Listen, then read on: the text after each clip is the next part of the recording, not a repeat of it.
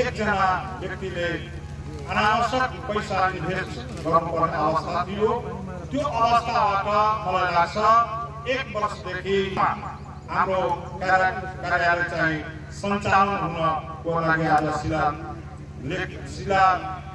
निर्माण काम भएको छ र हाम्रो सर्लाहीवासीको लागि एकदम सुखद चाहिँ पक्ष मलाई मानेको छु र त्यसमा पनि मेरो यो क्षेत्र म पनि यसै पालिकाबाट मेरो चाहिँ प्रतिनिधित्व गरिरहेको छु। यही क्षेत्रबाट त्यो हिसाब किताब पनि यहाँ सर्लाहीका जनताहरूलाई यो सुविधा दिन पाउँदा मलाई चाहिँ गर्व महसुस भएका छ र निश्चित रूपमा मध्य प्रदेश सरकारले हाम्रो अहिलेका मुख्यमन्त्री सतीश कुमार सिंहजीको नेतृत्वमा धेरै राम्रा जनताको पक्षमा चाहिँ काम भएका छन् र उहाँले रात दिन नमानिकन अहिले पुरै मधेसका 8 जिल्लामा उहाँले आफै चाहिँ हस्तगत निरीक्षण गर्नुभएको छ, भ्रमण गर्नुभएको छ र जनताको पक्षमा उहाँले एउटा ठुलो काम गरिराख्नु भएको छ र हामीले पनि निकट भविष्यमा यो यातायात सेक्टरबाट हामीले एउटा पनि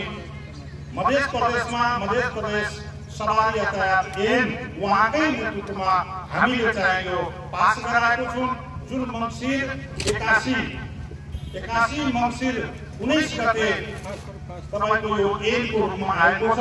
जुन ऐनमा धेरै राम्रा कुराहरू ल्याएका छन्, जस्तै तपाईको नवीकरण के भन्छ क्लबमा बाँकी रहेका नवीकरण नगराएका वर्षौंदेखि नवीकरण नगराएका सवारी धनीहरूको लागि एउटा ठुलो अवसरको रूपमा यो ऐनले समेटिएका छन्। यसमा 2081 मङ्सिर 19 गतेदेखि 2082 मङ्सिर 18 गतेसम्म यदि कसैले लामो समय कर नबुझाएका सवारी धनीहरूले बुझाउन गएमा त्यसको जरिवाना चाहिँ 100% छुट गरिएका छन्। 1 वर्षभित्रमा आफ्नो चाहिँ गाडीको नवीकरण कर बुझाउन गयो भने जरिवानामा 100% छुट गरेको व्यवस्था गरेको छ। अर्को 5 वर्षमा जुन लाइसेन्सको जुन नवीकरण गर्नुपर्ने अवस्था थियो त्यसलाई अब एकमुष्ट 10 वर्षमा चाहिँ परिणत गरेको छ यो ऐनले। त्यस पछाडि तपाईको अब एकमुष्ट रूपमा वर्षेनी जुन गाडीको नवीकरण गर्ने अवस्था थियो त्यो नवीकरण अब यो ऐन चाहिँ ले गर्दा चाहिँ 15 वर्षको लागि एकैचोटि 15 वर्षको लागि चाहिँ गर्न सकिन्छ। त्यस्तो यो ऐनमा आएको छ।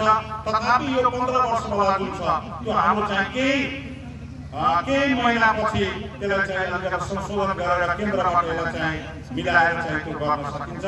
यस्ता थुप्रै यातायात सेक्टरमा हाम्रो मध्य प्रदेश सरकारले चाहिँ काम गरेको छ र आज यो जुन चाहिँ जग्गा उपलब्ध गराउनु भएको छ मलङ्गवामा हाम्रो कवीर मठका जग्गादाता महन्तजीलाई म धेरै धन्यवाद दिन चाहन्छु। निश्चित रूपमा यो मलङ्गवाको 2 नम्बर वार्डभित्र धेरै कार्यालयहरू चाहिँ व्यवस्थित भएको छ। त्यो जग्गादातालाई म सम्मान गर्न चाहन्छु र आउने दिनमा उहाँ हाम्रो महन्तजीसँग पनि कुरो भएको छ। अटोमेटिक ट्र्याक सेन्टरको लागि उहाँले जग्गा उपलब्ध गराउने उहाँले प्रतिबद्धता गर्नुभएको छ र निश्चित रूपमा अब केही मलाई लाग्छ यो नयाँ आर्थिक वर्षदेखि हामीले अब यो यातायात सेक्टरमा एउटा नयाँ हिसाब किताबबाट हामीले अगाडि बढ्न खोजिरहेछौँ, जसमा चाहिँ हाम्रो मुख्यमन्त्रीको पनि धेरै चाहिँ सक्रियता छ। त्यो हाम्रो यातायात कार्यालय सधैँ एउटा बदनाम हुने अड्डाको रूपमा चाहिँ जनताले महसुस गरिरहेको अवस्थामा अब हामी छिट्टै नै यसलाई चाहिँ अटोमेटिक ट्र्याक सेन्टर जहाँ त्यसमा के हुन्छ भन्दाखेरि अटोमेटिक ट्र्याक सेन्टर भनेको त्यहाँ एउटा पुरै चाहिँ एउटा एरिया चाहिँ सीसी क्यामेराबाट त्यो जडित भएको हुन्छ र त्यसभित्र चाहिँ अटोमेटिक हिसाब किताब स्वचालित हिसाब किताबबाट ड्राइभिङ लाइसेन्स चाहिँ लिन सकिन्छ र त्यसमा कुनै प्रकारको तपाईको कुनै किसिमको चलखेल आर्थिक चलखेल यताउति नहुने अवस्था त्यसबाट आउने एकदम धेरै छिटै हामीले चाहिँ त्यो व्यवस्थापन गरिरहेको छौँ। त्यसले गर्दा एउटा चाहिँ जनतामा एउटा निराशा छ।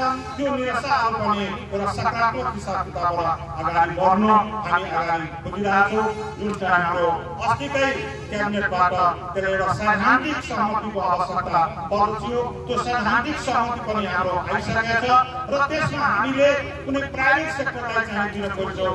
मध्य प्रदेश सरकारको लगानी बिना हामीले 10 वर्ष 12 वर्षको लागि लिजमा दिन्छौँ। उहाँले भौतिक संरचनादेखि त्यो पुरै उपकरणहरू सबै त्यो हामीले प्राइभेट सेक्टरलाई दिन्छौँ। प्राइभेट सेक्टरलाई 10 वर्ष 12 वर्षको लिजमा दिएर पछि चाहिँ त्यो मध्य प्रदेश सरकारलाई नै ह्यान्डओभर गर्ने गरी हामीले एउटा चाहिँ कार्यविधि बनाएर अगाडि बढिरहेका छौँ र छिटै नै एउटा हाम्रो यातायात सेक्टरमा पनि आमूल परिवर्तन यो हुनेवाला छ भन्ने म तपाईँलाई जानकारी गराउँदै अन्तमा